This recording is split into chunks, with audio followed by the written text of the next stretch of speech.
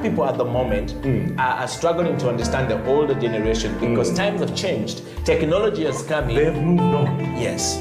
We're the ones sitting back and wondering, what is my child on to? TikTok has surpassed WhatsApp. The other one I call, I never call it Facebook, it's Bookface.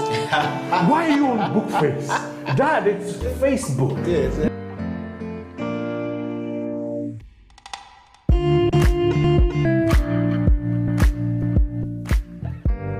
Me, I keep saying, I have a foot amongst the millennials. Yeah. I understand the traditionalists. Okay. There's a song in the 60s, by the way, and in the 90s, 70s, where they're like, parents don't understand. Yes. Remember Prince? Yes. Prince.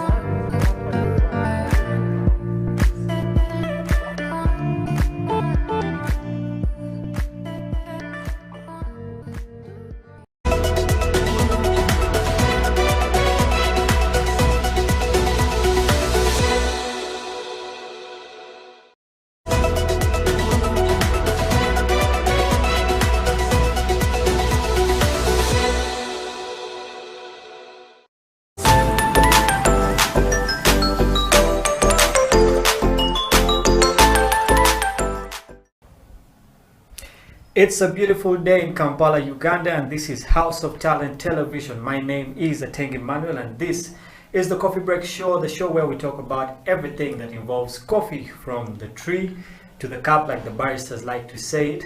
And again, you can catch us on our social media handles at House of Talent Television Uganda. That's on our Facebook and on our Twitter.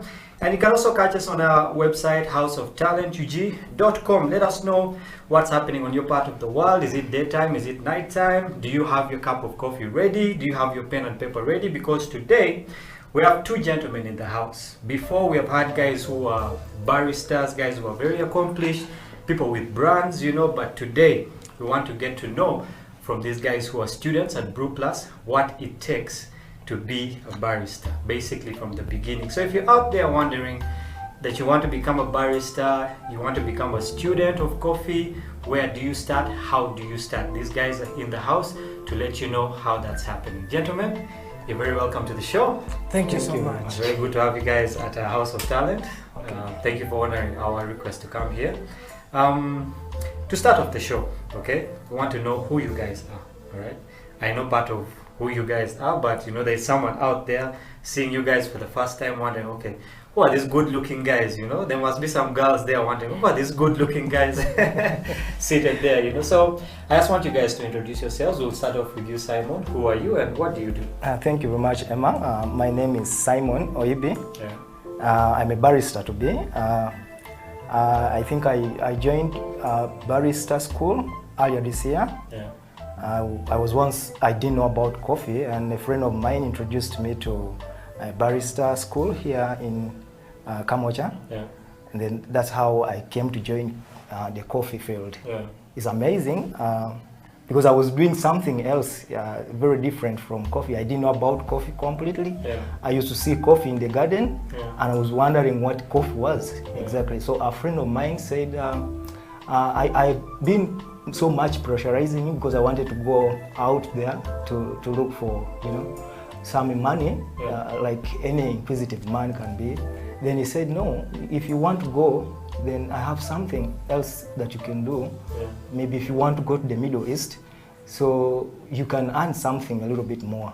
Because if you just go as like, so many people go to the Middle East being as carriers and maybe cleaners and so on, and they just kept paying maybe a little bit of just a little money, but he said to me, no, you come, you go and learn barista, and then maybe you go and you're paid a little bit more. So that's how I came to join a barista school. And up to now we are still learning. I'm still planning on how to, you know, but it's a little bit amazing journey so far. I find it interesting. I find it very interesting. Coffee is a very interesting field. Although people so much don't know about coffee. So a lot of people actually don't know about coffee, and it's interesting to hear your journey. Most of the guys I've had on the show actually ended up somewhere in the Middle East, you know, somewhere in Dubai, somewhere in Kuwait. So it seems like for Uganda, the place to go as a barista is in the Middle East. So that's where you want to make your money. And I don't know why we keep going to the Middle East and we grow coffee here. I think that those people definitely don't even grow coffee. But people in Uganda who grow coffee don't know about coffee. And they don't even take coffee. Yes. This is something I've been asking myself severally. I don't know why it is. That is why you're here. Those are some of the things we're going to discuss. You know, welcome to the show. And thank you. Emma, my namesake, please. Okay. My name is Emmanuel Kasinzi, Yeah. and I'm also training to be a barista. And let me first take you behind before I joined the barista school. Yeah. I was doing a diploma in culinary arts. So to make it simple, it's cooking. It's a cooking course. Yeah. So in the middle of my course, I had a friend who is a chef. He said, I can introduce you to a restaurant where I'm working so that you can also be practicing as you're studying. Yeah. So as I came to the restaurant, there was shortage of waiters. So my boss told me, a nice looking guy, I think before you go to the kitchen, you can first help me out and be serving. Yeah. Like for a month, when I get more waiters, you will go to the kitchen. So I joined the waiters in the place. I start serving orders, cappuccinos, lattes. No. So I used to love the way our barista used to present his cups. Yeah. For example, one day he presented some nice coffee. It was a cappuccino, very nice, presented. And I asked him, how do you make this? He said, you go to a school and study. Yeah. So I used to love the passion he had. So I said one day I should learn this. So I kept on serving his orders. But I found out that most of the orders were according to the way he was feeling. You know, baristas present their cups according to the way they are feeling, according to the mood. In case he left home when he's sad, he's not happy, you will see the results in the cup. But when you see something beautiful, just know he's so happy. Yeah. So the passion he had and the love he used to put in the cup really encouraged me to join the school. Not until I got to learn about Isaac at the Brew Plus. Yeah. Then I came with some of my friends, so we are now doing the course. Yeah. I like how you say that, how a barista feels is how the cup will come out. I think it's the same with cooking. You encounter school. Yeah. Yes, how you feel basically is how the final product will be presented to you. Simon, you have something to say? Yeah, I was simply adding, I don't know how the feelings usually turn out our results, but even when, for example, one day I was a teacher, and then whenever a teacher comes to class, what they feel at home or what they have in feeling is what exactly they have to, they translate to the children. When somebody feels bad back home, they will definitely come to class when they are mad. True. So I think it is something related to feelings. Feelings are very important in whatever you do in life, basically. How you wake up in the morning and how you feel basically sets the tone for the day. If you wake up pissed off, that's true. Your whole day basically is going to be like that. So outside coffee, I believe you guys are passionate about other things. Emma, what are you passionate about apart from coffee and culinary school? What else do you do? We had a guy here who he said he was passionate about Arsenal, even if Arsenal is losing like a problem now, So what else are you passionate about, Emma? My passion is too weird. I'm really so passionate at. But let me phrase it in this way. Me, I want to be a celebrity, and I think this is my first achievement in my passion. Because I have the chance, the camera. So I'm really so happy because even if after me learning the barista things, have to take it on, on TV shows, YouTube channels. I need to be known around the world. So that's my passion. If you're out there, you want to be like Emma, you want to be a superstar, you want to be a social media influencer, House of Talent will get you there. This is where you start, and from then on, you will be a superstar. All right, Peter. What about you? What do you do outside coffee? My passion. Okay. I like music so much. I did music from O level to A level. Before I was thinking that I would become maybe a producer. Then I didn't go so much. I just ended in A level, and then I dropped because I had to look for life. I just grew up like myself. So I had to go to school. I went to school in GNJSS. Yeah. So GNJSS groomed me to be, you know, what I am now. Yeah. So I started looking for life, and I had no money to, you know. Then I also have to now start looking for the future, you know, pattern. And then I started just like that, and my dream just ended up. So apparently I've been doing food. We have a restaurant in Mukono. It's called Diana Food Spot, just along Kayunga Road. And then I like food so much. I did not go to, you know, to the kitchen to learn how to cook, but I think I just have the passion. I taste food and I feel this is, you know, good food. So even when I'm home, I feel like I must be the one cooking, not my wife, because I taste my food and I feel it good, you know. So I think that's my passion. I have passion in food and music. All the time I'm always in music. My phone is always running out of battery because of music. Yeah. So yeah, I think that's my passion. Well, it's good that we have a chef and someone who likes to eat. Yeah. So you guys definitely should, you know, sit one day he cooks, you eat. Yeah, but it's always good to know, you know, what we do outside coffee, because life is big. It's a whole thing. I also sit here on media, but I also play basketball. So you really can't put your life in one perspective. You have to be a whole person. And I believe that with that kind of understanding, if in future you got someone, a customer who loves music, it would be easy for you to relate with them. If you know, met a chef who came, you know, for you to serve them, it would be easy for you to connect with them. So it's always good to include, you know, the whole of our lives into, you know, coffee and the different things that we do. So Emma, what was the first thing you thought about coffee before you entered coffee? I remember for me, growing up, to us coffee was just kawa. You know, the one you buy from the shop at 100 shillings, and you go pour in a hot, you know, a hot cup, and that's it. You know, that's what I thought about coffee before. But after a while, I started learning, you know, there are baristas, you know, there are roasters, and it just opened up my mind, you know, to a lot of possibilities. So Emma, what did you think about coffee before you joined, you know, the coffee school?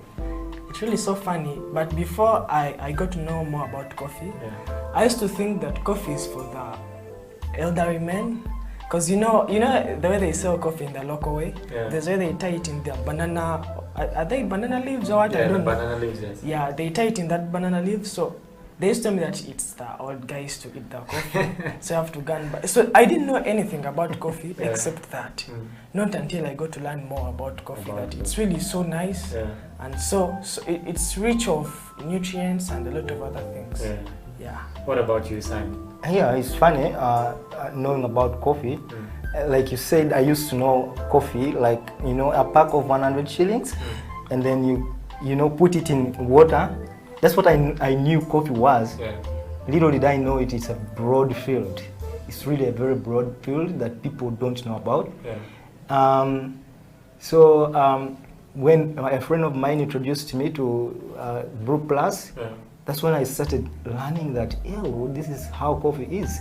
But why is it that we produce coffee here and just sell it when we don't take it here, we don't consume it here? So one time, when I had just started my training here, I went back to Iganga. And then I went to a hotel, a very established hotel. I will not mention its name. Then I wanted to see if I have people that know about coffee in hotels, because I knew maybe probably big hotels serve coffee. So to my dismay is that I introduced myself as a barista, and everybody was like, "What's a barista?" So I said, a barista is a specialist that makes coffee, a person who makes coffee for people to, you know, coffee like, you know, cappuccino, different kinds of, you know, coffees, and people were like very green. I said, this is a big hotel. I expected to find here a coffee machine, and nobody knows about it. So it's, I think, incumbent of us to really transform this entire community, the entire country, to, you know, coffee, to learn about coffee, and also to, you know, give them the advantages of coffee, teach them about coffee, and then later on they maybe consume it, you know, rather than just selling it. Because there are so many jobs related to coffee. You know, as a barista, people don't know how much a barista earns. There are few baristas, very, very few. Yeah. And there are so much in a want. People want baristas and they are not there. Yeah. You know, so I think that it's time that maybe the coffee, the government starts picking up coffee, maybe start serving in maybe government offices, Yeah. and you know, that's how coffee maybe will graduate to maybe even homes. Yeah. Because when you start using coffee in the office, definitely you'll transfer the idea to home. Yeah. And say, no, I must have coffee at home. Yeah. So that's how people maybe will start using coffee. Yeah. But we cannot just sell coffee and we don't take it. True. You know, Uganda is predominantly a tea country. You know, we take a lot of tea, and people really haven't, you know, gotten into the whole coffee thing. It's looked at as coffee is for, you know, the high class people, the white Yeah. people who Yes. come to Uganda.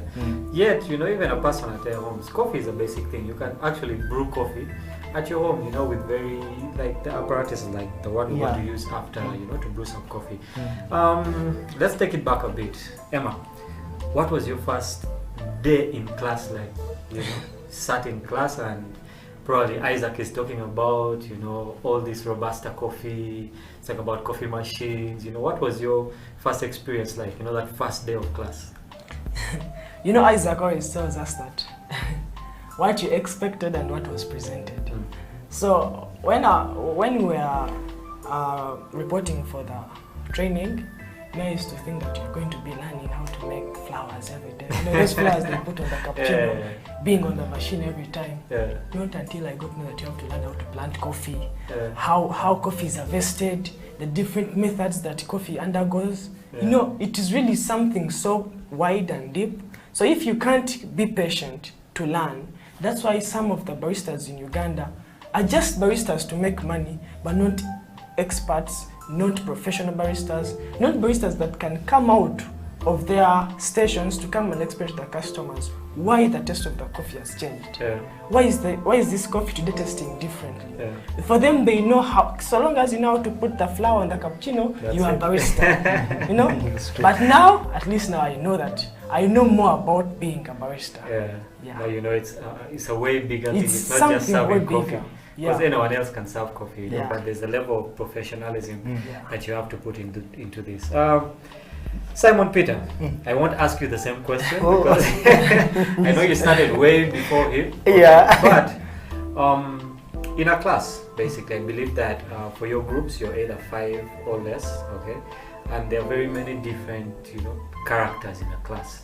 Okay, everyone is different, you know, and being in a class of such people, okay, how do you work together with them to ensure that at the end of the day all of you become good baristas? Because everyone learns at a different pace, okay? You might have someone who's better at the theory part, you might have someone who's better at the machines, okay?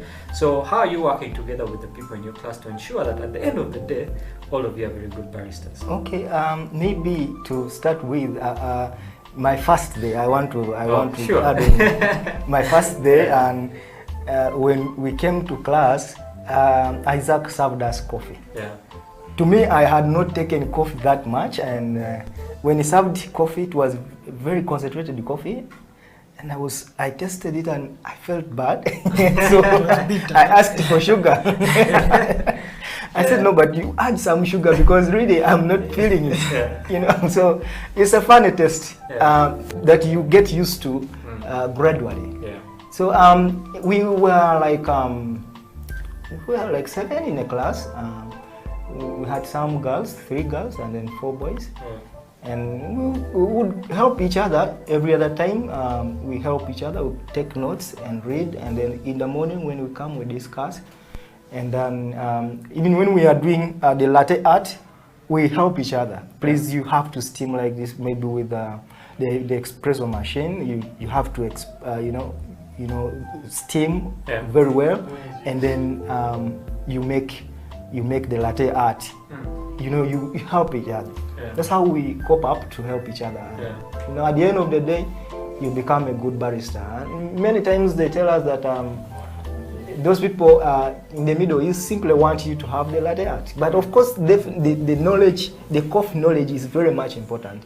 And many people have gone to the Middle East to make money, and also Europe, but they have no coffee knowledge. So Brew Plus has really given us the opportunity to learn about the coffee and also get more about coffee. All right. Before we get into a break, Emmanuel, you said you were working in a restaurant, and you know, the chef saw you as a good-looking guy, and he's like, you know what, go serve, you know, go be a waiter. Okay. How important are your looks? Okay, when it comes to being a barista, you know, it might not only be the way you look, you know, facially, but the way you organize yourself, the way you dress, you know. How important is that in making a barista? Your looks and the way you dress and the way you do your things is really so important in being a barista. Yeah. Because this is a technical what? Process. Yeah. You have to be someone that is really so clean, someone that is so smart. You don't have to just go get cups anywhere and you serve. Yeah. You know, Isaac always tells us that you must first preheat your cup before presenting your coffee. Yeah. But you find out that some of the baristas, before presenting your coffee, you just go, you wash the cup, you rinse it there in water, dry up and give what? The customer. And serve some just even can pick from the store and put. Yeah. That's why you find cases where there are cockroaches in the coffee. You know, so you have to be someone that is really so clean and organized, so that you can produce clean products. Interesting. To add on, Emma, is that I happen to be also in the restaurant. But you know, usually the looks is what gives the person taking your drink or even taking your food the appetite. Yeah. You know, when you're serving a customer, first of all, they will look at how you presented yourself, how you are. So that's why you find that many restaurants would look for very cute girls to serve, because the appetite comes when you look at the person. Oh, this is a nice person, and the look of what you're serving as well. True. So you know, it's about how you present yourself. So that's very important, Emma. It's really important that his looks are, you know. Yeah, true. Well, if you just tuned in, this is the Coffee Break on House of Talent Television. In the house, I have Emmanuel and Simon Peter with me, students at Brew Plus studying to become baristas and something big in the coffee industry. My name is Ateng Emmanuel, and it's good to have you guys watching. We'll take a break right now, but we'll be right back discussing the perspectives of students in the coffee business. Stay right there. This is House of Talent Television.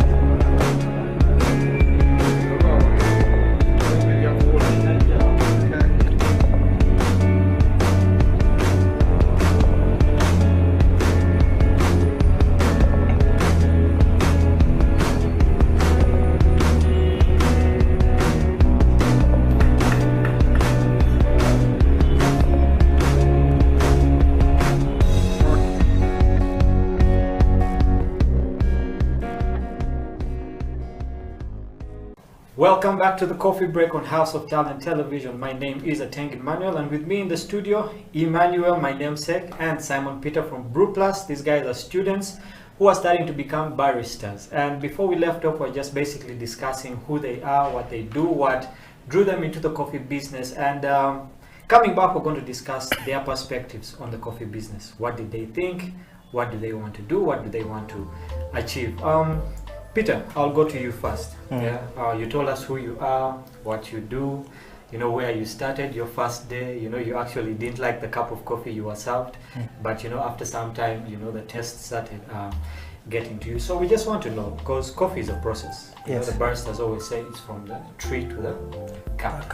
Okay, I believe that is one of the first things you actually study in barista school. So for the people out there who do not understand, what is the tree part? I believe that is planting. Okay, so if you could just take us through the planting process. I have a seed, I need this seed to grow. Okay, what do I do with it? Initially I just thought that the seeds just, you just find a plant that is just there and it will just give, you know, coffee seeds. But little did I know that, you know, you have the dry coffee seeds and then you make a nursery bed. And then for a certain period of time, like when the seedlings are mature enough, is when the replanting, you know, you plant them to the garden. So that's how the coffee planting process is. The seedlings, from the seed to the seedlings, and then to the garden to become now big plants. So one time I was in class, and then someone was telling us that for you to become a good coffee farmer, it's basically if you start as a barista, you can start a farm and become a very good coffee farmer. You know, the reason as to why we produce very bad coffee here in Uganda is that people don't taste their coffee. But when you know the taste of the coffee, you can easily go back to the garden and produce very nice coffee. But you know, people are after money. They just grow coffee, pick it, and then after picking the coffee, they just put it anywhere and then take it to the market for selling. It's not like that. The coffee must really have to take a very good process to reach to the final consumer who is taking it in the cup. Because what happens in the garden is what a person in the cup is going to have. So that is how coffee is. It's from, although it's a very long process, people are really very impatient with the coffee because it takes quite long, like 3 to 5 years for the coffee to really become the coffee we know. Quality. So to add on a little on what he's saying, you know, the process through which coffee undergoes affects the price and the quality of the coffee at the end. So one day I was trying to search on the different varieties of coffees that we have in the world, and I was able to find out that Black Ivory is the most expensive coffee. So I kept on wondering, how is Black Ivory the most expensive coffee? So as I went deep to search the process Black Ivory goes through, it's really so funny that those guys get the coffee, the berries, the yellow ones, red, and they feed them to elephants. So the berries go through the digestive system of the elephant, and when the elephant poops, so they go and pick the remaining processed coffee beans. So that by the time they are out, they're already processed, full of flavors. so coffee is really so amazing. It's amazing that coffee can come from that process. Because I had, in case you put 7 kilograms, you can pick like a kilogram out of the elephant poop. So it's a very hard process. It's really so hard. so hard. But if it's that expensive, I mean, it's worth the wait. It's really worth. Yeah, it's worth the wait. So speaking about Black Ivory, we have different kinds of coffee. Okay? Which ones do we grow in Uganda, and in which parts of Uganda do we find the different types? We have Robusta, a Robusta coffee, and then Robusta is basically in the mountainous areas of Uganda, I think around Kapchorwa, and the slopes of Mount Elgon. and then we also have the Arabica. Is it? And by the way, let me tell you the funny bit of the coffee story. They say that coffee, by the way, Africa is a rich continent, because they say that the Arabica coffee was initially found in Ethiopia, in the Ethiopian highlands there. So most of the coffee that you see that, and Arabica is the most exported and traded coffee. So that means Africa is a rich what? Continent. Yeah. And the Robusta was also found in Uganda around the Lake Victoria Basin. Yeah. So that makes really Africa and Uganda to be really so great. Though Uganda is also in Africa, but me, I always make sure that Uganda stands out. Yeah, I think Uganda in Africa is actually one of the leading exporters of coffee. Yeah. But like you said earlier, it's amazing that we can actually export it, but we don't consume it here, which is a very big gap that I think we need to explore, right? Moving on from there, to Simon Peter. We have talked about, the different kinds of coffee. We have talked about how you start growing that seed, before you transplant it to the garden. So what are some of those things that I need to make sure I'm doing to the coffee seeds after planting them? They're still in the nursery bed before taking them. Do I have to water them, keep them out in the sun? What are the different methods or strategies that I have to do to make sure that by the time I transplant this coffee to the garden, it has reached the point whereby it's transplanted? Yeah, so after the seedlings have germinated, of course you need to take very good care of the seedlings. They don't need to get so much exposed to the sunshine. Of course they will dry up, and they also don't need to, get a lot of, water. You need to keep them in a moderate state until they are grown up a little bit stronger to withstand the sunshine. And then that's when you are good enough to go to transplant them to the garden. And in the garden, you must give, the good spacing, the spaces. Farmers out there think that you plant one here, one there, and you plant many trees to get more yields, and that's wrong. It's usually the spacing that you give to the plant to give the plant more space, to give the nutrients. That the plant will give you more seeds. But farmers think that one plant after the other is a good way to go. That's not good enough. So you have to take care of that. If you're watching us from home, these guys are speaking like professionals, but they are not yet professionals. They are on their way, starting to become baristas. But you can already see what the barista education is doing for them. It's not just about serving a cup of coffee, putting art in a latte, but basically discovering where coffee started from, where are we as a country in coffee. And if you're out there thinking of entering the coffee business, it's a very good thing for you. If you're out there, lockdown has caught you, you're a student, you're at home, you don't know what to do, consider going to barista school. I believe that it will be a very important thing for you. Emmanuel, we have planted our coffee, we have transplanted it, we have taken care of it, we have made sure that everything is okay. It's time for harvest. How do we harvest the coffee, and how do we process it to make sure that we get that good quality? Okay, so coffee goes through 3 processes. There's what we call the dry process, the wet, and the honey process. But in Uganda mostly we use the dry and the wet process. So I'm going to just go a little deep in the 3 processes. But in the dry process, you have to pick the red ones, clean them, dry them up, So as you're drying them, they are fermenting. As they're fermenting, the sugars are going deep. They are going deep in the seed. So that at the end, when the consumer is tasting the coffee, is able to feel the nutrients that are in the coffee. So in the wet, they don't dry, but they just pulp. After pulping, then they also take it and and remove the husks. So coffee is really so amazing that the process through which it goes through affects the flavor, the taste. So really, that's coffee. So to Peter, what are some of these flavors we can get out of coffee? Because I believe that the way you roast it will ultimately that's the way it will come out as a flavor. You have the really dark roast, then you have the brown roast. So what are some of these flavors that we can get out of it? There are flavors like caramel, There are flavors like Chocolate. the chocolate. Yeah. Then there are so many flavors. I cannot recall everything right now, but I think there are so many. There are many flavors actually. Yeah. There are many I can't recall. Okay. Then studying, okay. I know that there's caramel, there's chocolate, there are all these different kinds of flavors, okay. Have you ever thought, you just sit there one day and think, hey, there's caramel and chocolate. Why don't I create some chili coffee or something? Yeah. Have you thought about, creating something for yourself? Yeah. Different kind of flavor. Actually, the flavors come right from the garden.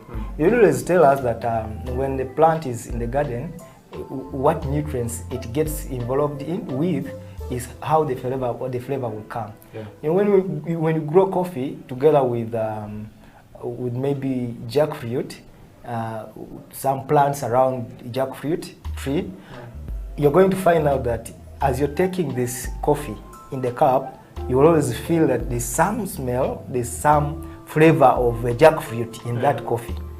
So I don't know how it comes about, but it depends on what nutrients it has gotten with in the garden. That's how the flavors of the coffee will definitely come out. So if I want some strawberry coffee, I just have to make sure that, within my plant, I put in some That's how funny coffee is. Yeah. Okay, I think it really picks up, scents from different plants really quick. Yes. Yeah, so we have processed our coffee, now it's moving on to the next step. How do we store coffee? Because I believe that, you just don't put it there and, that's it. How do we store coffee? Coffee is packed in bags. Yeah. Bags that are able to pass out air and also bring in some air. And when you're keeping those bags, they must be on a raised pallet. You should not allow coffee bags to be on the ground. Why? Because they may gain the moisture from the ground. Yeah. So you have to put it on a raised pallet, and the coffee beans and the sacks should not touch the walls. So coffee is really so weird that you must take care of it. Any mistake you do, it affects the whole process. So that's how you put it in the bag until you wait for its time to be taken out. So you talked about air, I don't need air in that bag. So which air goes out, which air comes in? Yeah. Which one? Coffee, you lose carbon dioxide from the coffee. Yeah. So that's the coffee, the air that goes out. Yeah. So you need to keep it sealed the whole time? No, you need to keep, not sealed, but in the bag so that you can be able to be losing the air. Okay, so if I don't take good care of it, at the end of the day, my cup is really going to not be that good.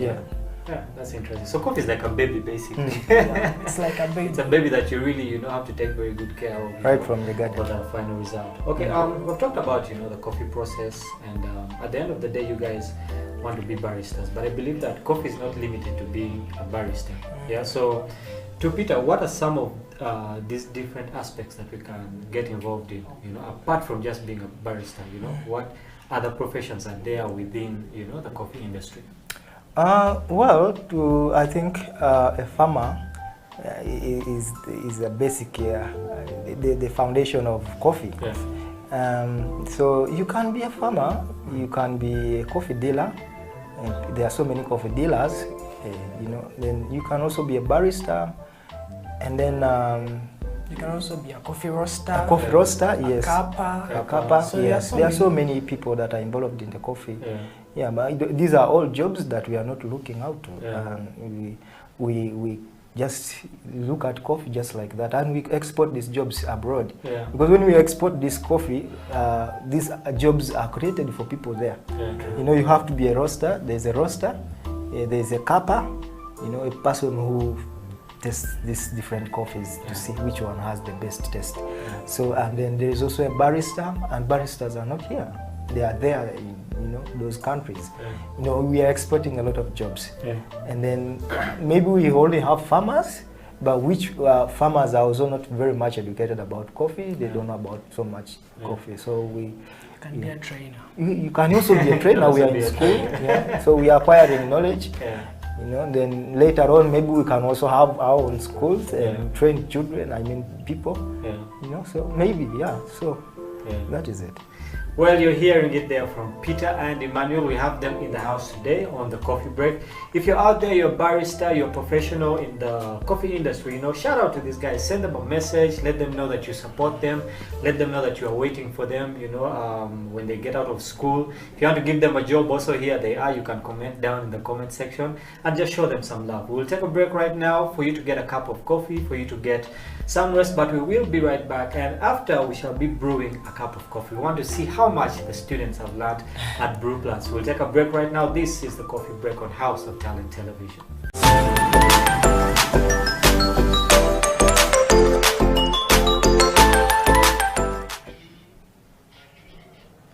It's amazing how time runs. We have already had, the first part of the show, and I know what we can talk and like they say, until the cows go home. When we start talking about coffee. But you're still tuned into House of Talent Television, the Coffee Break. Me, Emmanuel, with Emmanuel in the house, and Simon Peter. We've been talking about their perspectives as students at Brew Plus, in the coffee industry. What have they learned? What do they want to become? And the last part of the show is always for brewing. These guys have talked about the theory. Can they do the actual practical? We're going to find out as they brew a cup of coffee. So guys, I've talked about, the theoretical part, the coffee from the tree, the planting, what you guys want to be, how you got into, the coffee business and all these things, what you're studying. Before we get into the brewing of this coffee, I just want to ask Emmanuel, what are your future plans? I know you just don't want to get out and become a barista. Do you want to open a coffee shop? Like you said, you want to be a superstar, So what are your future plans when it comes to, coffee after school? What do you want to do? Yeah, I have some of the pastry skills. Yeah. So after me learning these things and I get some little money, I'm planning to start a coffee shop, and I'll have a pastry side in my coffee shop whereby my customers can come and take my coffee as they eat some of my baked things. Yeah. So those are some of my plans. So you plan on, opening your own spot? My own spot. Very good. What about you, Peter? I plan on becoming a farmer. Yeah. I already have plans of, starting up, maybe after getting some capital.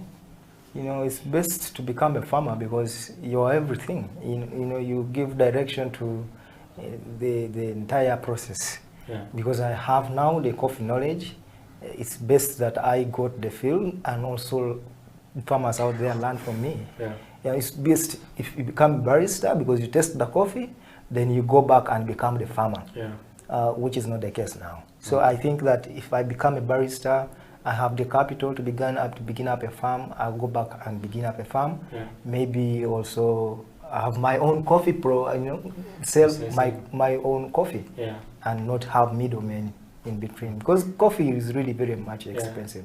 Yeah, I like that I have both of you on the show, because earlier this guy said he's a chef, you like to eat food. So you connected there. Yes. And now you want to become basically a farmer. Yes. And he wants to open up a coffee shop.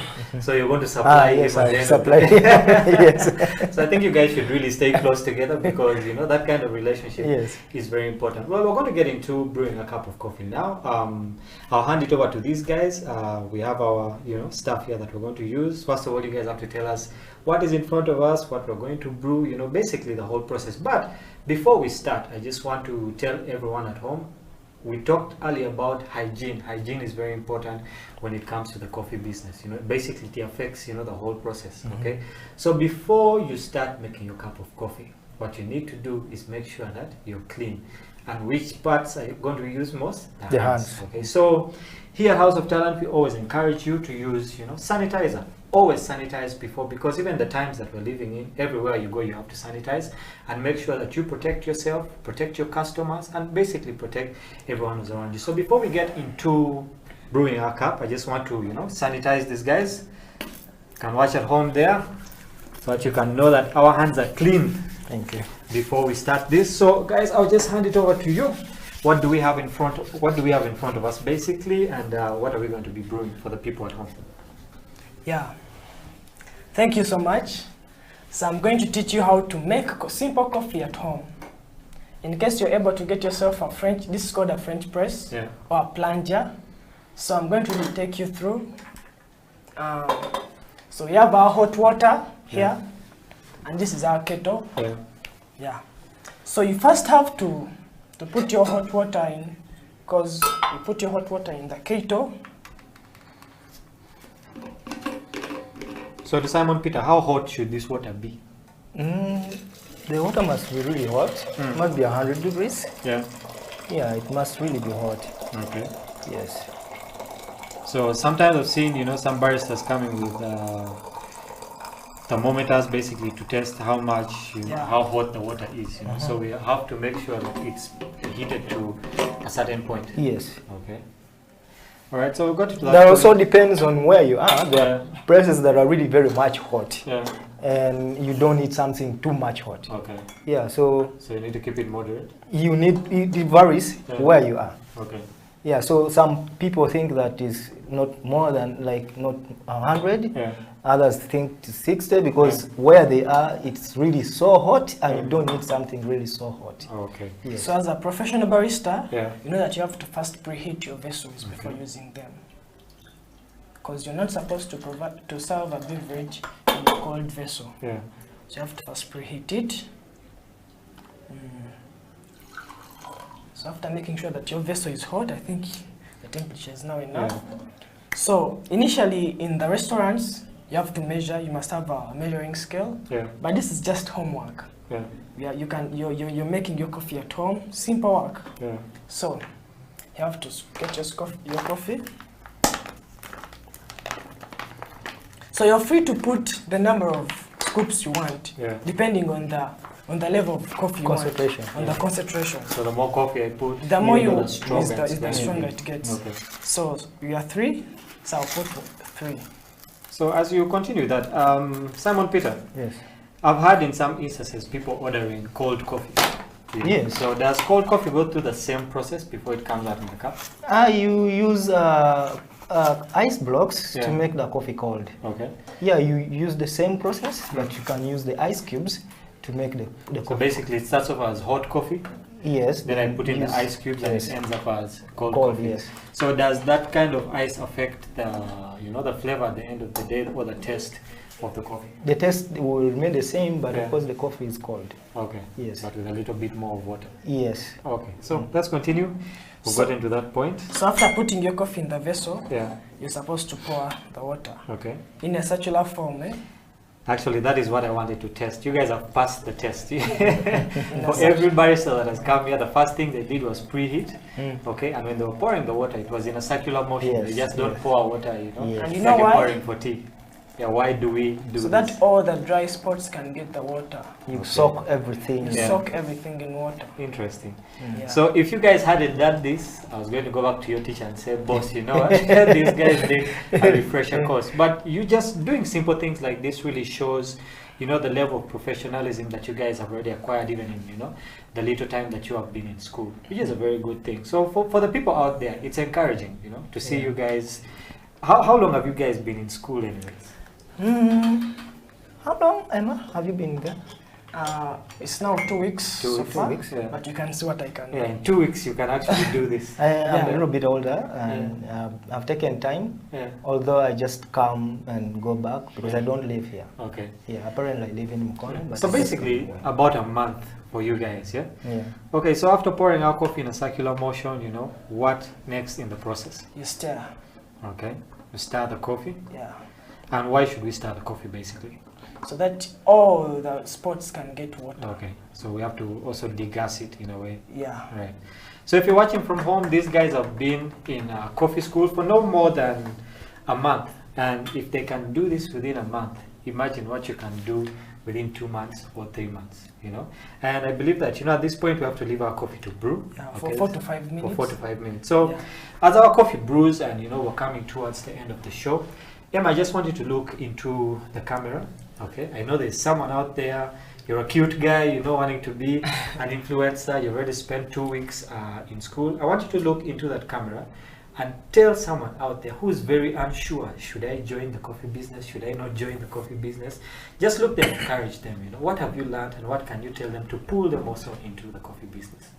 Yeah, to someone out there that would like to become a barista or join the coffee industry, if it's possible, you can even start now, because this is the best place to go.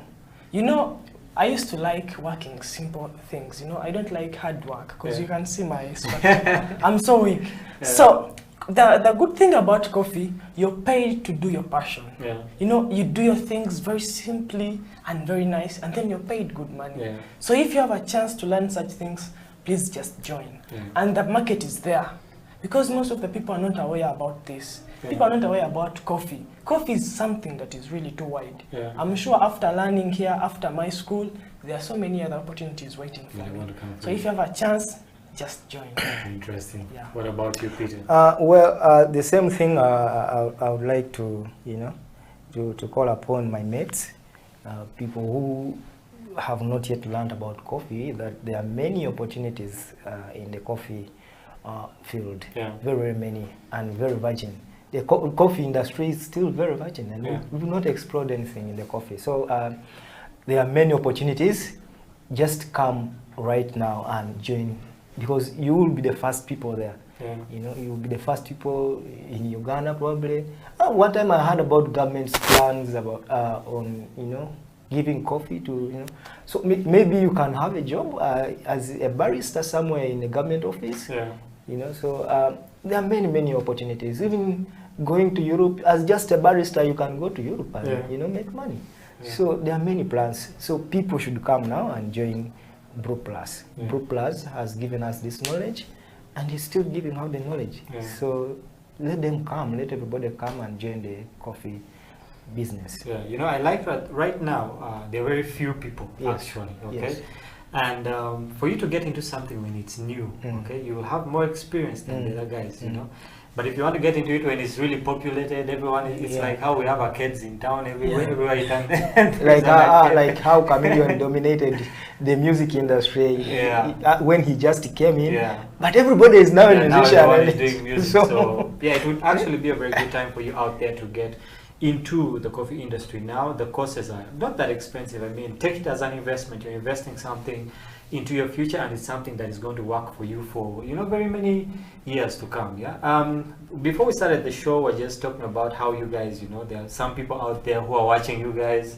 So I just want to give you an opportunity to say hi to your, to your fans, who you want to be a superstar, to the guys you study with. So look into that camera and just say hi to your people. Shout out to my fans out there. It's your boy Caesar. I know you know me, so I say hi to my friends at Daddy Quick Restaurant. By the way, Daddy Quick Restaurant is the best place to go. Yeah. If you want to taste nice coffee, Daddy Quick Restaurant. Yeah. Along Sao Paulo Road, you just find us there. All right. Yeah. Sao Paulo, the Boise side? No, one the up old in Kampala Tinga side. Okay, Yeah. okay. Yes, Peter, what about you? Okay, I want to say hi to my brother. I have a brother who went to Saudi. I brought him to the coffee. Yeah. They introduced me first, so I introduced him, And he left he you. left me. So it's very. So he's actually watching live. Yeah. He's called Paul. Yeah. He's a barista now. And then I also want to say hi to everybody who is watching and my friends, my workmates here in Mukono at Tiana Food Spot. Tiana Food Stop is just along Kayunga Road. If you ever come to Mukono, just along Kayunga Road, along around the tax park, you just find Tiana Food Stop, and we can serve you food. So if I come, they have a free. I have some free food for myself. Yes. You've heard it here. You guys are the witnesses. When I get to Mukono, I have some free food. Yeah. I also want to send my shout outs. Basically, to every barista who has been on this show, thank you very much, you guys, for coming to just discuss coffee with the different people. For the guys who are behind there in production, I know we always don't give them a lot of credit, but they're there. They're always waiting to take the coffee out after it's brewed. I know they're already eyeing it. Yeah, and we've come to that part of the show where it's almost coming to the end. I think our coffee has been brewing, for at least 5 minutes. Yeah. And I think we can go ahead and serve it, as we come towards the end of the show. If you're watching at home, you've also been waiting for your coffee to brew. Get your cup. It's time for us to get it into the cup, like we say, from tree to cup. This is the cup part. Please. Okay. So you cover very well. Yeah.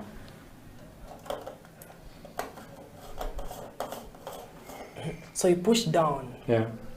as it filters itself. See? Very Yeah. So you should also make sure that you always have a very good filter Yeah. when you're using this. The filter paper is a very important part of the whole process. Wow. So you can see our coffee. As you can see, we brewed a very good cup of coffee. Yes. So, do we get it into the cups and toast off as we, close the show? So what happens is that the residues go down. Down, yes. As you can see, this is called a plunger. When you insert this, you plunge it. You press it, and then the residues of the coffee will go down, and then the liquid, this is now our brew. Yeah. This is our beverage that we are going to test. Yeah, so after I can't use the residue again, I have to get fresh coffee. Or I can just keep adding water to it. If you want, you can use it again. If you don't want, there are so many things that they make out of this residues anyway, so you can keep it. Okay. Ladies and gentlemen, we have come towards the end of our show. Emmanuel will go ahead and serve us our cup of coffee. But if you're out there and you really want to learn about coffee, you can always contact the different baristas and the different coffee schools. They will be able to help you.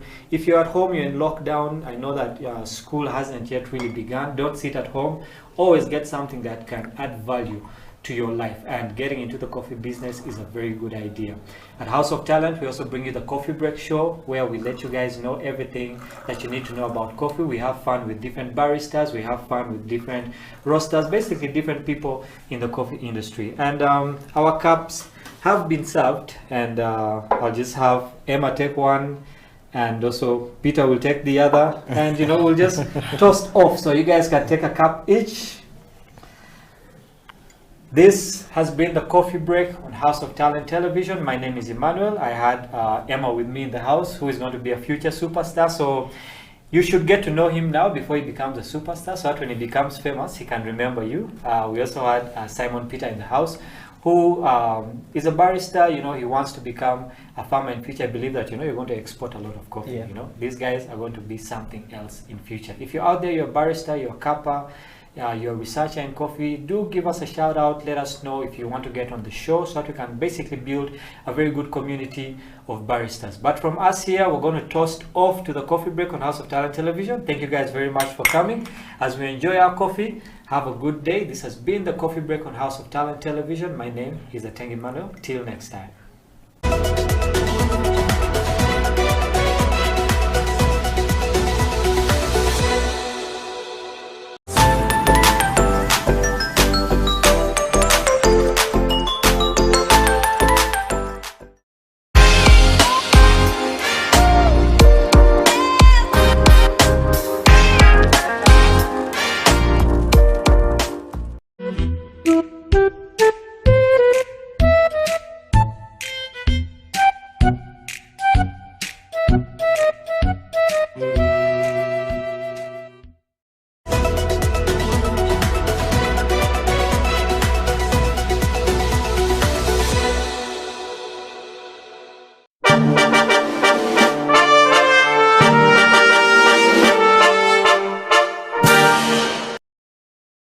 It's a CEO bench, so usually people want to assume that all CEOs are over-learned and stuff like that. So I will change the script this time around. I consider myself a certified hustler. If I'm looking to know who you are you Ugandan? If yes, what are the values that define you as Ugandan?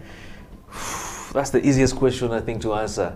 I am a typical Lao man from Erute North, in a place called Ogur, and where I will be laid to rest is in a village called Agweng.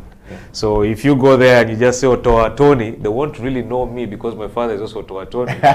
You have to ask for Junior, and when you're asking, you have to ask with an accent. Junior Tikwene, where is Junior? And they will identify me. But I'm typically Ugandan, only Ugandan, from Lira. I pride myself from being from Lira. Earlier on, I was joking and saying I'm the coolest Lago south of Karuma. When you cross Karuma, there are so many. But when you're down the south after Karuma, I think I'm number one.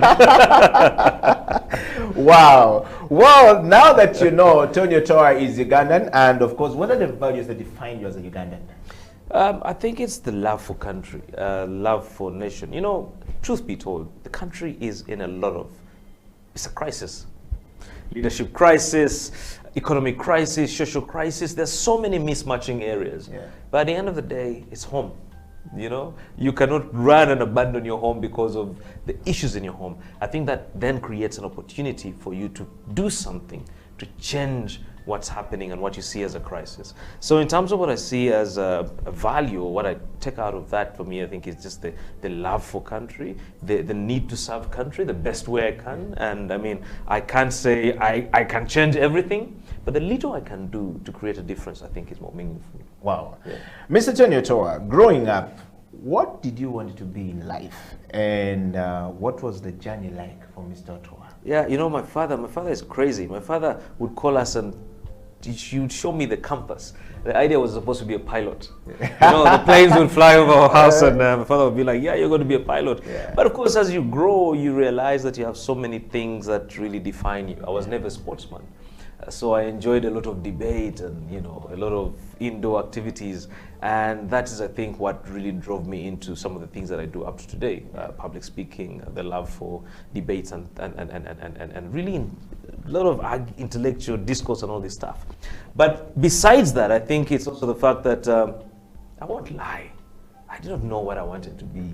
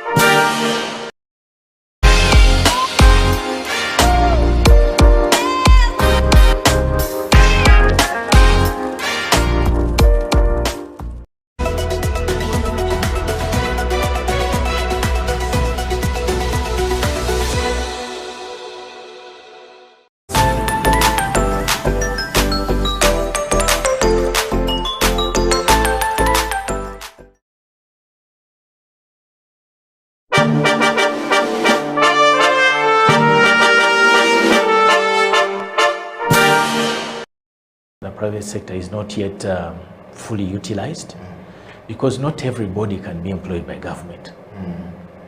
And we are looking at a future whereby more people are employed in the private sector than in government.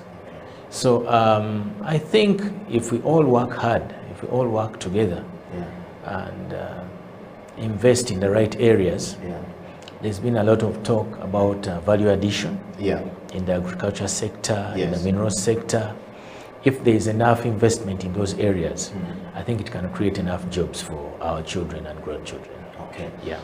I just want to take you to question number 4, Andrew, which is, let's talk about your journey at City Hold and the foray into the Executive Director's office, which is as Andrew Chitaka, Very and as interesting. well as the Director Engineering. Very interesting. I joined KCCA on 1st November 2011. And before then, I was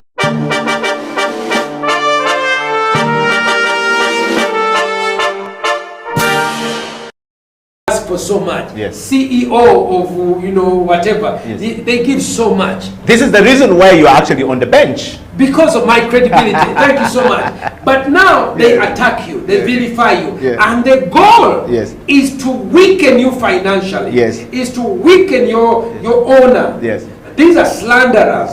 So I'm glad that someone would stay up at night to ask and learn about me.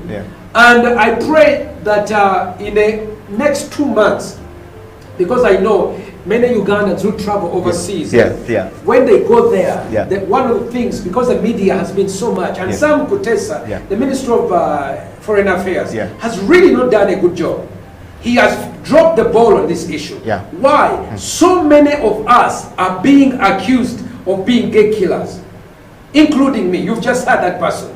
Uganda is being accused that we kill gays, which actually is absolutely untrue. And because of this, it has affected our tourism. It affects people who go overseas to do work or study. It affects whenever you go to a conference. Hi, my name is Eddie Okiela. Oh, where are you from? I'm from Uganda. Oh, you are the gay killers. And then you begin to describe. So one of the things that I've done is I've written a book, which should be coming out.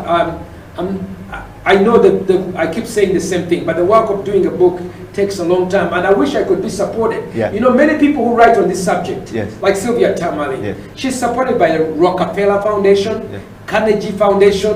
There is money.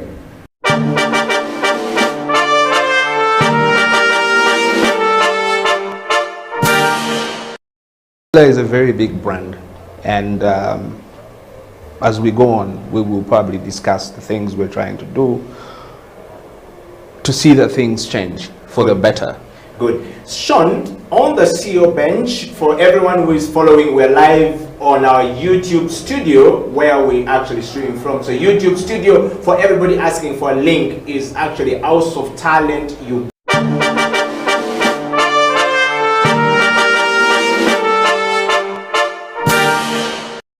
Confident in themselves and what they are offering.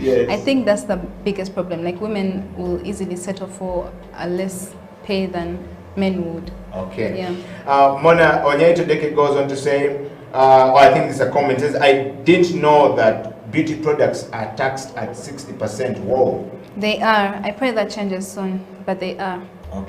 So with that challenge of 60%,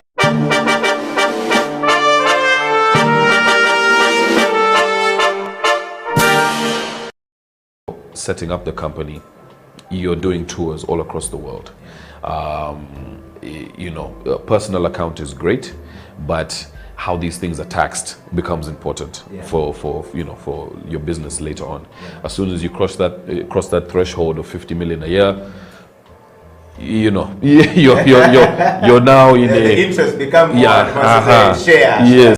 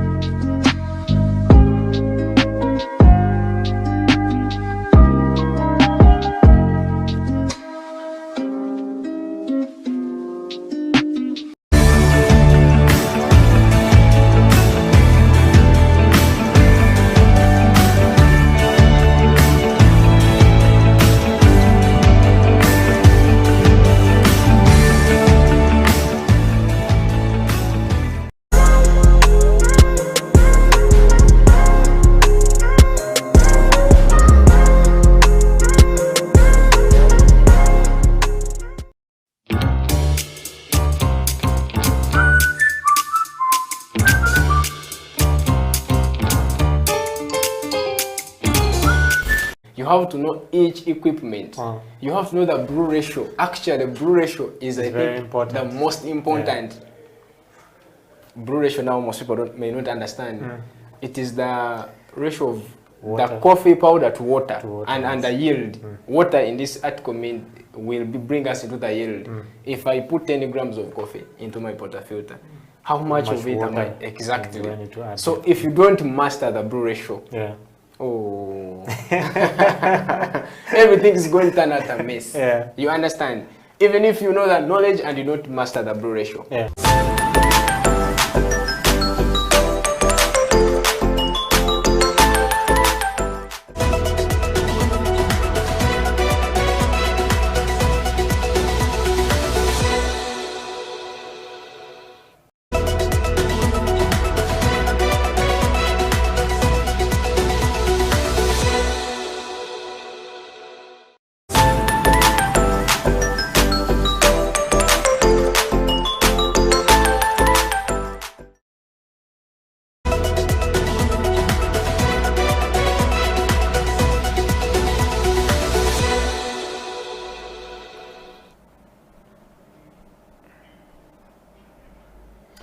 Hello and welcome to House of Talent. This is the Coffee Break Show with me, Emmanuel. How has your week been? How is your day going? How is your night going? Depending on where you're watching around the world. This is the show that is all about coffee, everything you need to know about coffee. Basically from where it starts in the garden to where it ends up in your cup. They call it from tree to cup. My name is Emmanuel and this is House of Talent. Remember, you can catch us on our social media handles. You can watch the shows there, or you can go to our website at houseoftalentug.com.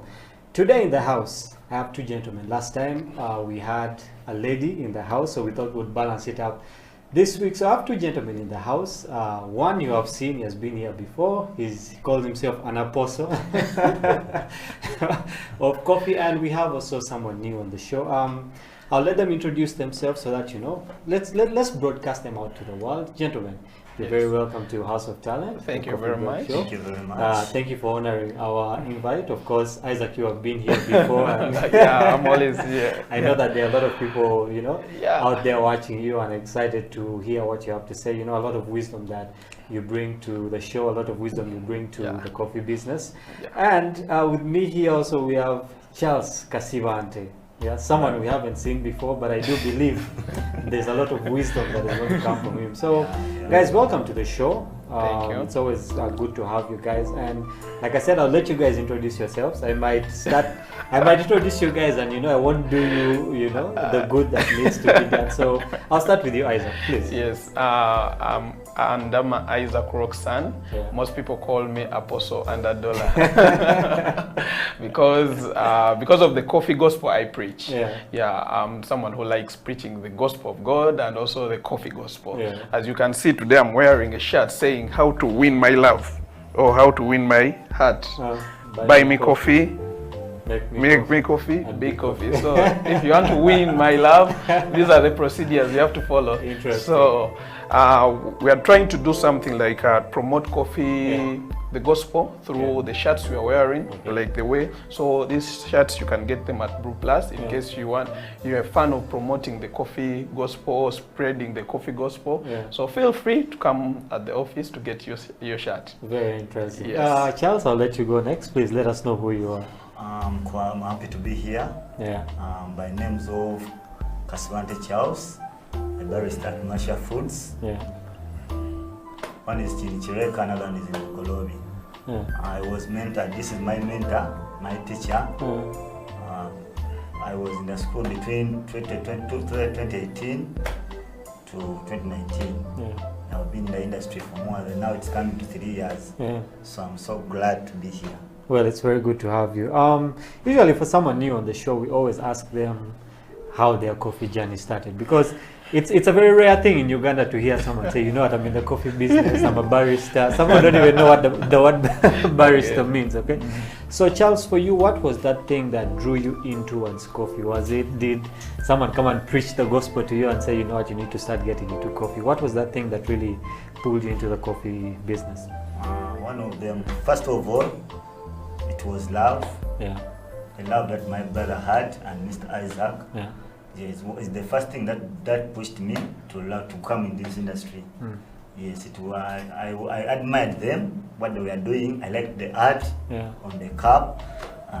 I liked the taste, because when I came, it was so good to be in the industry, and they were so enjoying. So I wanted to be someone. I wanted to be someone who can stand somewhere and they say that is Barrister Charles. And I'm making it. The journey is so enjoying. The journey is so enjoying. Yeah, well, it's good to know that, you know, that journey that your brother and Isaac really had an influence.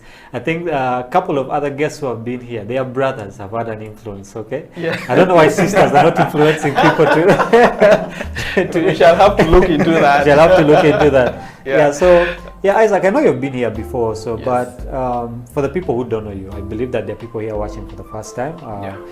Let us know, so what drew you towards coffee? Because it's something rare, okay? But now it seems like you have grown so much, you have mentored people. But what was that initial thing that also drew you towards coffee? Actually, I always tell people that a friend, if you have a good friend, not any other friend, we have bad days that, let's go and watch football. That may not be your friend. You just, it's football making you guys to come together. Apart from football, after football is done, everyone is scattering to do their own thing. So we have good friends. Now a good friend is someone who is going to look at your situation and tell you, man, there's this gig here. Can you manage to adopt to work? Can you manage to learn? So I learned coffee through a friend also. He's like a brother to me. So this guy also introduced me to his boss. At the end of the day, the boss liked me because I had that engineering part of it, and I also had adopted the new culture of coffee with me. So on the other side, I'm an engineer. On this side, I'm also a coffee gospel preacher. Well, it's interesting. So that is how he drove me into the coffee business, because he saw me as someone who could catch up quickly because I'm a fast learner. So, and at the end of the day, I never disappointed. So that is my journey. So right now in your life, how do you balance being an engineer and working in the coffee? Or you totally said, you know what, I think this is the end of engineering. I should just move towards coffee. So how are you balancing the two things? Actually, in the coffee business, it gives you also time to do other things. For example, one thing I love about the coffee business is that people do set cafe, and I'm one of the people who set cafes for people. At the end of the day, they will ask you, how would you want my interior to be like? So that's when the engineering bit of it comes about. I'm like, if you want the engineering bit, then I'm going to do another quotation. So you get to make twice the money. You get the point. So at the end of the day, I love it in coffee, doing engineering, at the same time also preaching the coffee gospel, training. So I'm like, how do they say? Universal charger. Interesting. So Charles, to you, is there anything else you do outside coffee, or you also just decided to concentrate basically on that? I myself, I have a company, a smoker company, a cleaning company. So when I'm not in coffee, I'm in cleaning. But I love coffee and I love the other job. So I'm not only doing coffee, because before joining coffee, I was cleaning somewhere. But I got inspired by my two brothers and I decided to join this industry. I love how it says company. Something small on the side that is trying to grow.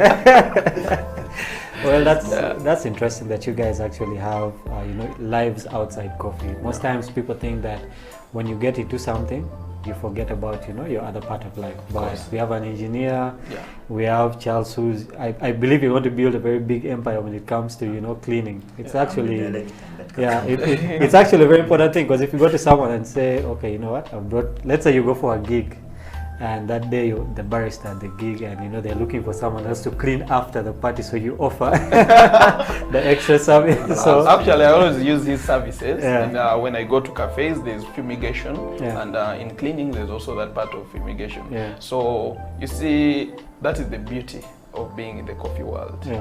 You don't get limited to do other things also. Regardless, this is there, but also at the end of the day, when I get a gig and I'm like, Charles, there's this cafe, it needs fumigation, he'll rush. And at the end of the day, I can say he's also a barista. He can train. In case you need his services, I can recommend. So the boss is like, oh, really? This is so it's always a win-win situation when it comes to this. Okay, that's interesting. Let's get a bit away from work for just 1 second. I believe that outside work we also have other lives, you know. So what are you guys passionate about? I know that people are passionate about football.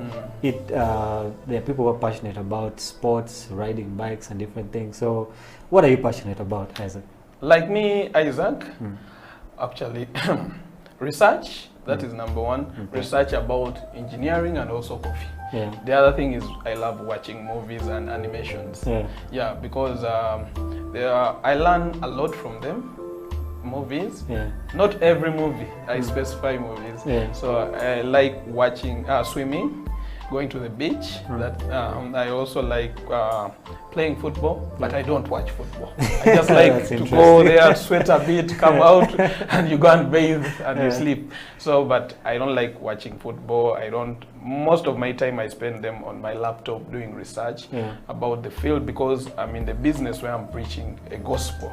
So I have to have more knowledge, be up to date about what is happening and what is trending. So most of my time I'm always in the office, either watching a movie or just doing research. Okay. Because what I like best. Interesting. What about you, Charles? What are you passionate about? 100% football. It's always interesting, you know, out of 10 people, you'll find someone who watches football. Yeah, of course. I like football from my childhood to where I am. Yeah. And watching film, movies, part of it. But for me, when there is a match somewhere, I definitely first go and watch that film. So which team do you support? I hope it's not Arsenal, but let's move on with that. It's on. It's Arsenal. You know, it's so funny. Last week after the Arsenal game, there were a lot of memes coming out, and was saying that, you know, the federation should allow Arsenal to have 2 goalkeepers because. Because the way things are going for Arsenal now, it's not just stories. It's not just stories, but and it's interesting to always know that, you know, there are other things that we're passionate about in life, you know, and these are the things that make you a wholesome person. You know, when you pick different parts of your life and put it together, it makes you a wholesome person. And I believe that it's this kind of personality that you bring to the coffee business, because you have to deal with very different kind of people, very different kinds of situations. Imagine you get your barista at a certain gig, you know, you get this customer who's passionate about Arsenal. So, you know, so you end up making different connections like that. So to Isaac, we know that you're the CEO at Brew Plus Lab, which has brought out very many students, Charles inclusive. What has your experience been at Brew Plus? You know, with all these years of experience and with the different students you've had, what has been your experience with that? Actually, one thing you have to know as someone who trains, it's not easy to train and it's not easy to teach. He can tell you that, because I know at some point he's at the cafe and the boss is saying, Charles, I brought in some new member, can you train them? So he can even testify about that. So at the end of the day, it's not easy. One thing you have to learn is, like, everyone that comes to the lab or the training academy has different characters and also come with a different mindset, because now you have now I have a doctrine I set and the syllabus I set to everyone that comes, whether you're from another coffee school, but here you come and learn the Brew Plus culture, coffee culture. Because at the end of the day, I don't know how the other doctrines are being set, but here and my team, we sit down, we set a curriculum that guys have to follow. Whether you're saying that I know, you have to follow. Now, you find someone coming in and telling you, Isaac, I want to learn the machine. At the end of the day, in Brew Plus, before you want to learn the machine, you sit down for the papers. We give you a paper, you sit. If you pass, then we shall know you know what you are going to do. Yes, you are qualifying for the machine. If you fail the paper, we come back and we tell you the truth is you don't have the knowledge about coffee, and you need this knowledge, and it moves along with the practical bit of it. So those are our doctrines.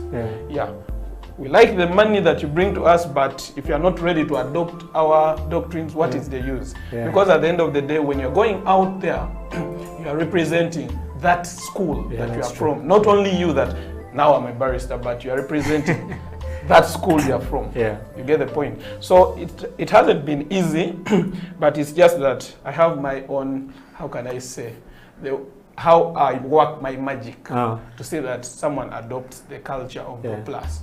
Yes. Interesting. Charles, you were a student at one point, and now you transitioned to a barista, and now you're also a teacher. So you teach different people at your different stations. How was it transitioning from being a student into being a barista? Let's say your first gig, were you scared? Like people say, I had butterflies in my stomach. Did you make a bad cup of coffee and think to yourself, I need to go back to school? How was that transitioning for you? Yeah, remember when you are from the school, you have to go to the field and start working. But first of all, if you're passionate about what you're going to do, I believe in all work we do mistakes. So my first experience at work was when I reached at work. You have to be confident when you're doing something, even if it's wrong. In our industry, you have to be confident. Once you're confident, you give support of it. So my first cup to make was for a customer, and I made a mistake on it because the waitress came and gave me a cappuccino single. I made it and gave it to her. Then she told me, no, the guest wanted a flower on it. I could not make a flower. So I said, what I've given you is what is supposed to go. I cannot make another cup of coffee. Please take that to a customer. If he calls me, I'll explain why. So that's how I started. But to me, when you love what you're doing, even when you make mistakes, still you will support that mistake and it will go. So I have love for the coffee, for the industry. I have love for what I'm doing, and when I'm on the station, trust me, I don't want anyone to disturb me. Even if you are home, even if you are the boss, once I'm in my bar, it is my turn. It's your area. Wait for my shift to get done, then you can bring me a coffee. Interesting. If you're watching us, this is House of Talent, the coffee break. We are having some fun with Isaac and Charles here. Charles telling us about his first experience, and he was supposed to make a certain cup of coffee, which he did not do, but these are the different experiences that we have. So if you're a barista and it's your first day of the job, relax. You got this. Have some confidence. We have you here at the coffee break, and we're going to take a break right now. But when we return, we still have that part of we're going to brew a cup of coffee, which I believe is going to be very tasty. And we'll also be talking about how can we set up a successful coffee business, which I think very many people are trying to get into right now. So we'll take a break right now. This is the coffee break on House of Talent Television.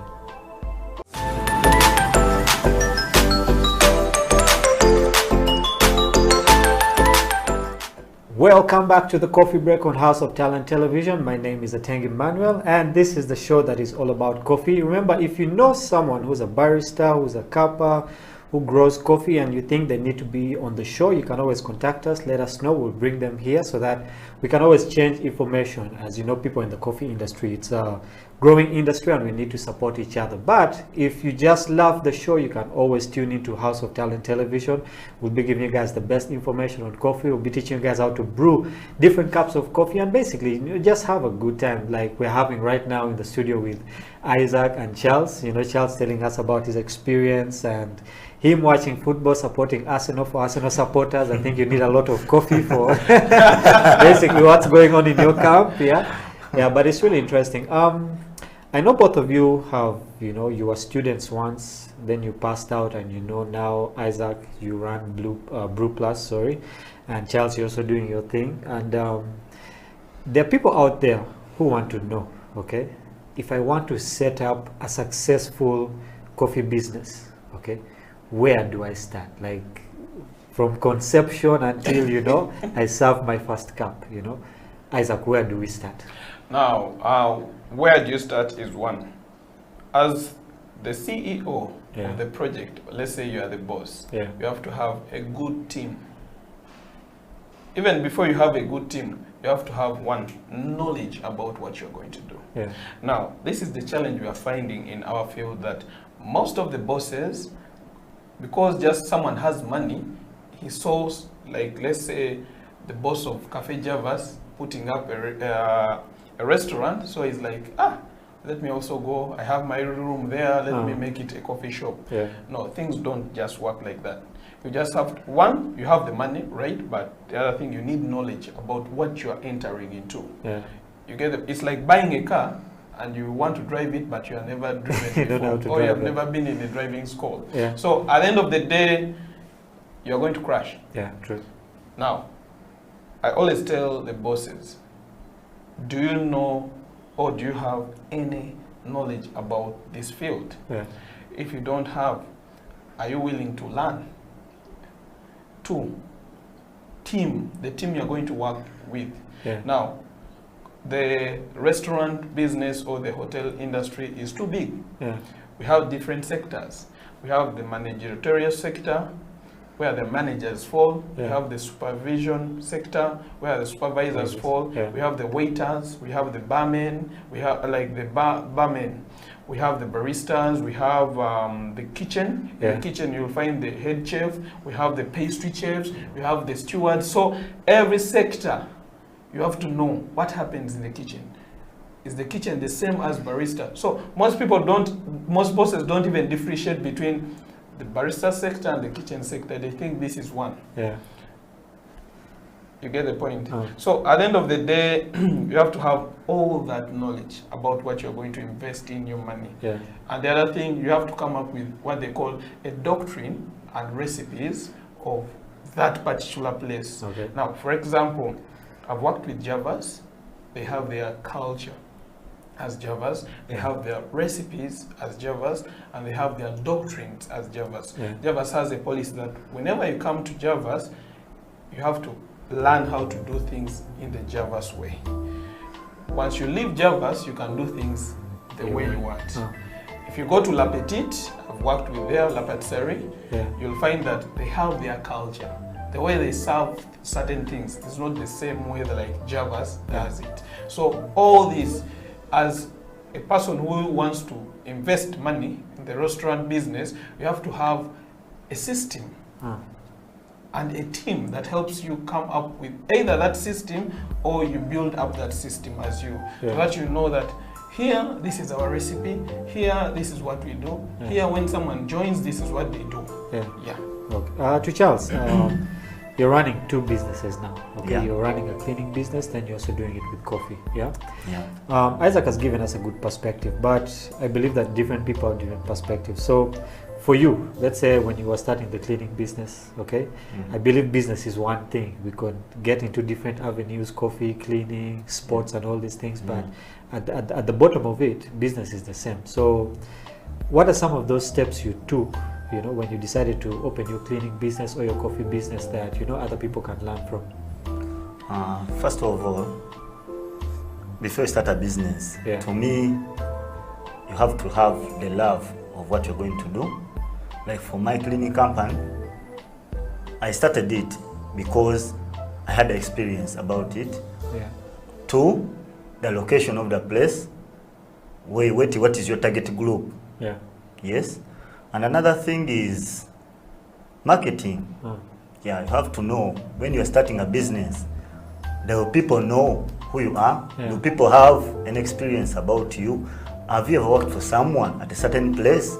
How was your work? Because I believe in any business, any person you get, any customer you get, you have to do the best out of you, such that that customer will attract others to join your company. Yes, so I had to make sure that the people I serve, I do my best to attract others. And I'm so happy because at least the people I targeted to when I was starting my car business, bringing in more and more customers to me, and I'm doing my best to provide what I can to them. Interesting. You brought up a very important subject there. When it comes to a business, there are certain things that we need to consider.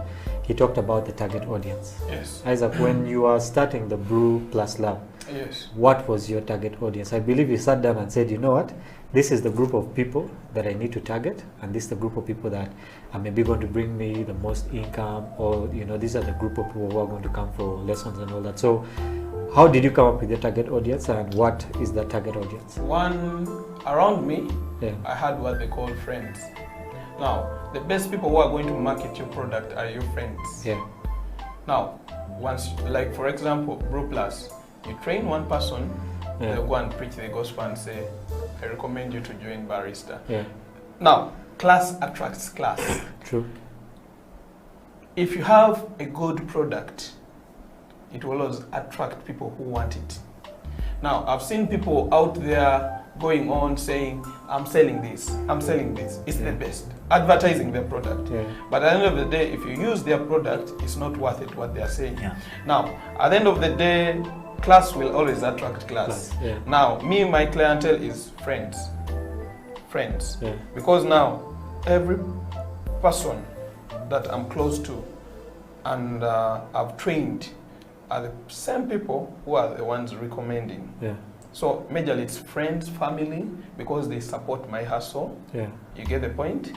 It starts with the people around you. Yeah. Because I don't know the line that is behind Charles, the people behind him, but he's my friend. I don't know the line that is behind you, but you are my friend. True. At some point when they talk about coffee, who comes to your mind right now? You. Thank you. So you get the point. Yeah. Sometimes start with, don't go and say, now I've opened up, let me go to the TVs and start showing everyone that I know, I do this, I do this. Yeah, you may put in millions of money, but at the end of the day, you are ignoring the people who could preach the gospel more. May I believe my friend can preach the gospel more if my work is worth it. True. So put emphasis on your work, upgrading your work to a certain level whereby people will look for you. You know, the poorest man on earth is not the man without money, but the man without knowledge. So at some point, knowledge, look at King Solomon. He's rich because of what? Knowledge. True. So at the end of the day, you need knowledge and money will find you. True. So a good name is also better than precious riches, not so? So which Very means true. make a good name, and because of your good name, everyone will come back to you. Yeah. There's a scene that has been going on with Javas of recently.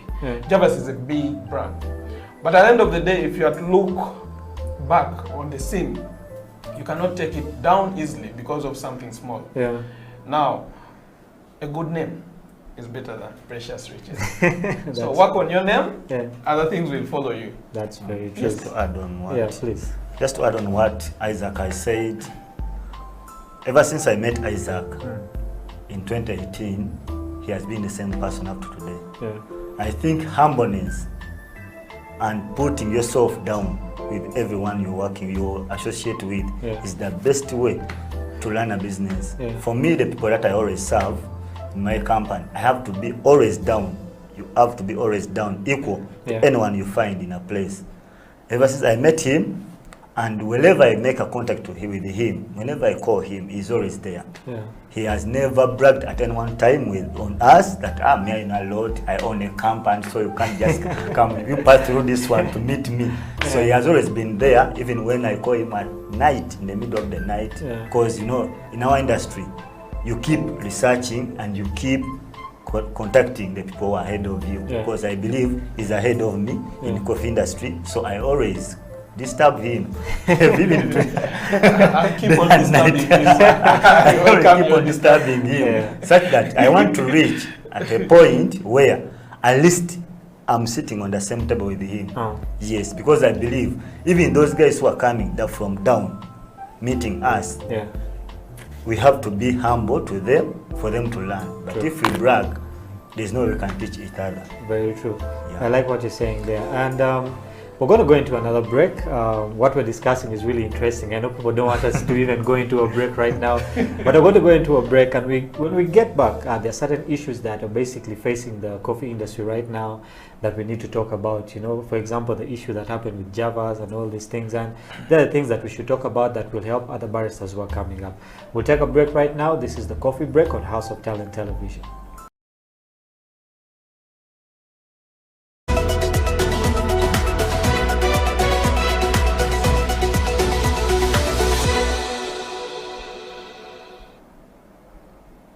Welcome back to House of Talent Television. This is the Coffee Break Show with me, Emmanuel. I believe this is the most exciting show, actually the only coffee show that we have in the country currently. Yeah, and it's a very good thing, I believe, that we're doing here.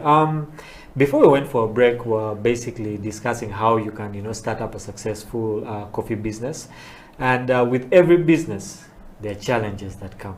Yeah. Okay, for example, the challenge that Cafe Javas was facing just a couple of days ago, yeah, and there are a lot of these other things. Isaac, what are some of these challenges you have faced, and how have you overcome them?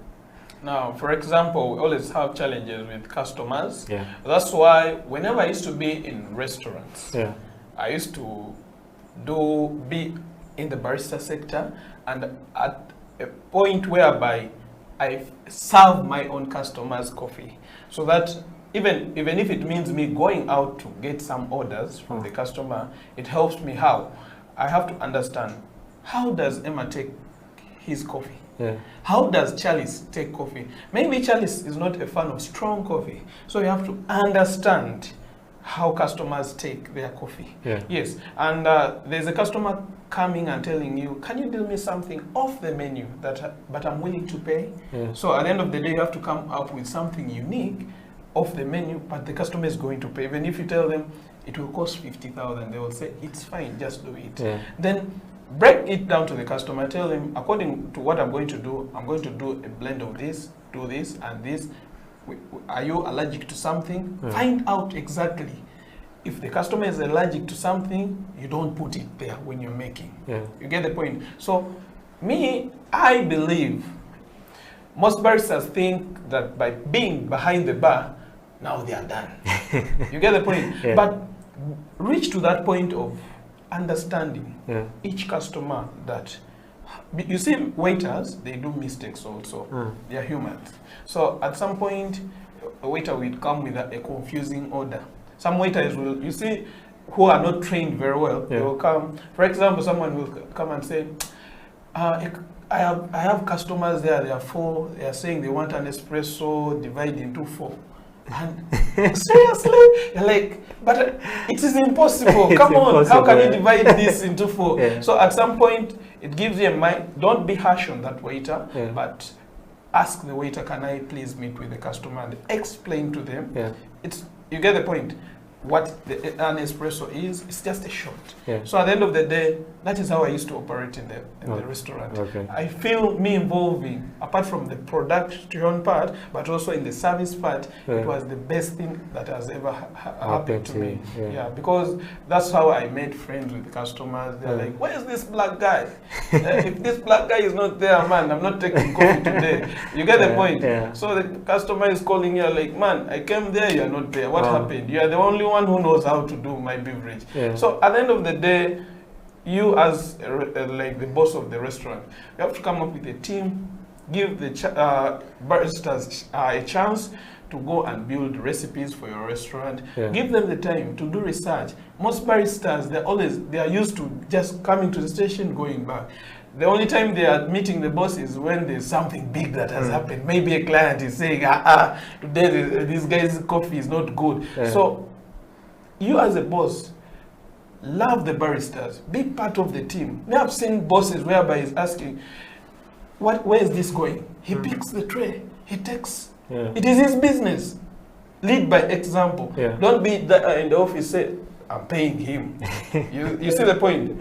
Don't be harsh on these people who are doing production. True. You get the point? A barista is having a lot on the mind during production. Orders are flying in. like jet fighters. So at the end of the day, you as a boss, you're also coming to stress him. So they're dealing with a lot. It's not easy to be behind there. I know what is that. The next day you're hearing a customer saying, man, I didn't order for this. What is this? Take it away, pouring it on him. So these guys are dealing with a lot. So at some point, you as a boss, you have to be calm with the people in production, or else you are going to make them hate their job. Yes. So a couple of things you've said there. One, you have to brand yourself. Yes. You know, people are looking for you. If you're not there, nothing is happening. So you have to brand yourself as a barista. Then too, you have to know how to work with people. Yes. Not only your customers, but also the people you work with, yes. you know, in the station. And also, like he said earlier, you have to be down to earth. Even if you're a boss, you know, don't Yes. sit there in your office and, you know, throw out orders. Come down to the station and work with the people. I believe that when you work together, you can go further. Okay. Before we get into brewing a cup of coffee, I believe that for every industry, you know, especially now for coffee that is growing, okay, there are very many people that are starting to come into it. Okay. Yes. And with all these different people, there are different perspectives, different recipes when it comes to, you know, the coffee shops, and different schools with different doctrines, different ways in which they do things. And I believe that at a certain point, no one wants to support the other because everyone wants to climb where? Up. To the top. So everyone is being secretive about this and that, you know, not giving out, you know, the kind of stuff that they do at their school. Maybe I'm a barista, I came up with some very good recipe. I can't tell the next person because, you know, it might hurt me. Yeah, so to Charles, I believe that this is a problem that is there. Okay. So how do we deal with such a problem whereby no one wants to support the other, yet this is an industry that everyone should come together and actually be growing? How do we deal with such an issue? First of all, I'll talk about the people who are feeling proud of themselves. Because in our industry, first of all, being down to earth, it means you have to help each other in what you're doing. In an industry what we are working from, but the challenge we are facing are the people who are lacking the love of what they are doing. Yes, you may be barista, we are working on the same station, but you are looking out for money. Me, I have passion for what I'm doing, whereby I'll always feed you information that you are not going to take inside you. Now, when I come in the following day, we always do recapping. We always do briefing on what before starting a shift. You do a briefing and you find that someone is totally green about what you were doing. What you talked about yesterday, now you lose morale on helping that person. Yes, another thing, Isaac talked about the customers. I thank this television for keeping people know about coffee. There are few televisions that give out such information about our industry. It is still low. People don't know total about coffee. You receive a customer in the restaurant, he tells you, I need, you give me a coffee beverage. For example, you give me espresso. He just reads it from the menu. You do espresso, you serve espresso. He calls you because in our restaurant we always go and make a follow-up to our customers. How was the taste of the beverage I served? So you go there, the customer tells, hey, what is this? I don't know what you gave me. You know, Vichy? I said, that is espresso. You have to explain espresso. Then at certain point, then he will tell you, I didn't know. Just bring me hot water and add on because I need too much of it. But this is too bitter. So we need to put up shows. I request Isaac to always make exhibitions, because by making exhibitions, a person who doesn't know any beverage, he will just know what espresso is, he will know what a cappuccino is. Different customers, they have different tastes. He talked about it. You go to a customer, you make taste, I need a cappuccino. If you don't make a follow-up, he will go. But at Javas, they are making a follow-up. Now, the problem you face, he will not come back. But when you go to him, I personally have a customer who needs a hot cappuccino. A hot cappuccino.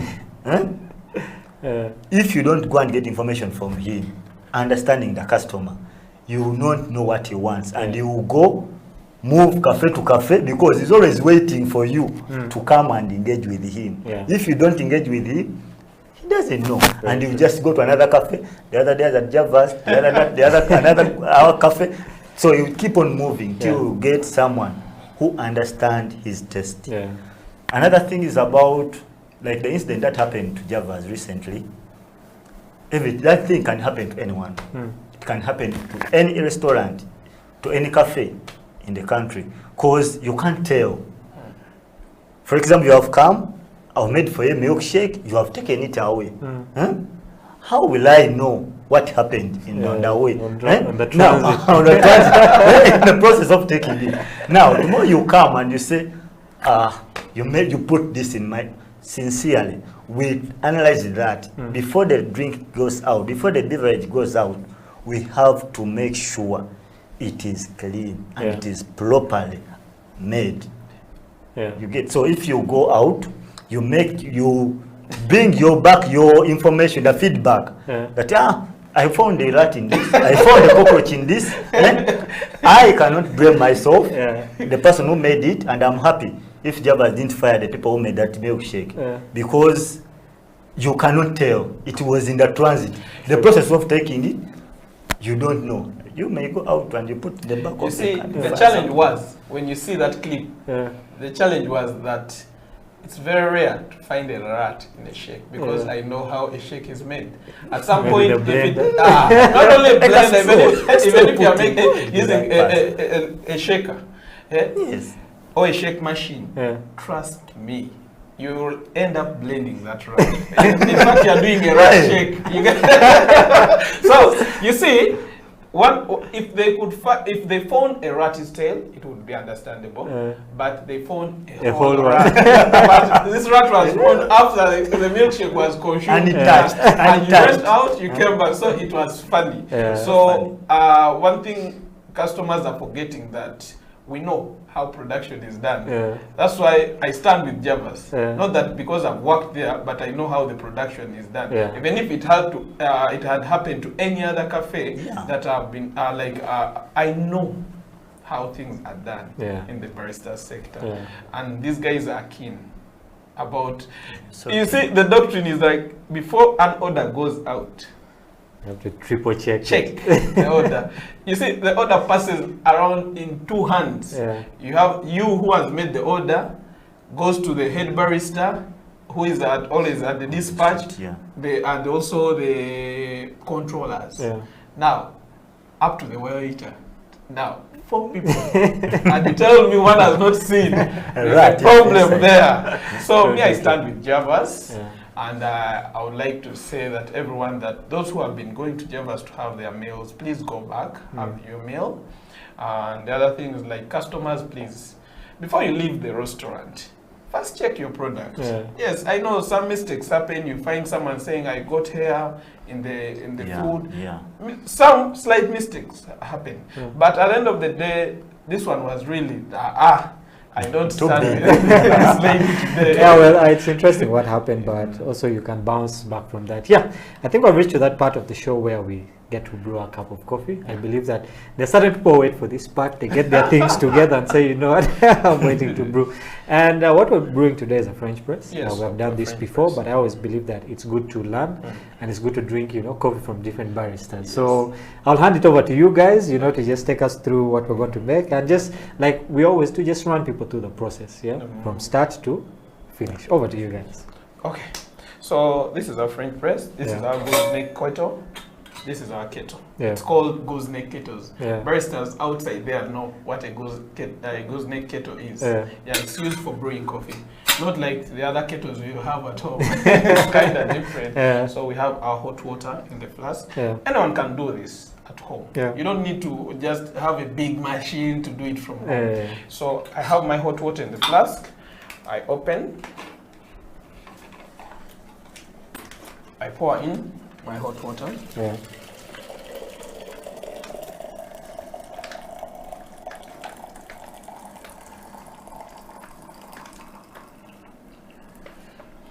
So I put it on top.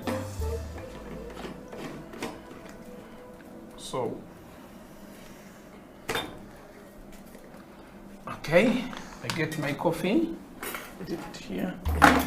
It's okay with that. Yeah, it's okay. Now I'm going to weigh my coffee. Yeah. So if I don't have a weighing scale at home, you know, you just use scoops. Yeah. Yeah, this spoon you can use. Suppose I have my normal. Okay. Now, for example, today let me brew without a weighing scale. Yes. Let me put it aside. Yeah. These things always scare some people. I know. You want to make breakfast and you're looking for a weighing scale. Preheat. Yeah. Now, why do I preheat? The rule of brewing hot beverages: never serve a hot beverage in a cold vessel. Or a cold cup. Oh. That is why we first preheat. Yeah. Now you can feel the temperatures. Yeah. They are hot enough. So after preheating, put that back.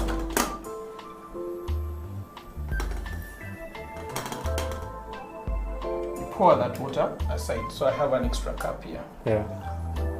After, you measure your coffee. Depending, if you take strong coffee, you can do 2 spoons of this. Yeah. Or 3, even 4. Yeah. But me, I'm going to do 4, since we are here. 3 people. Yeah. So,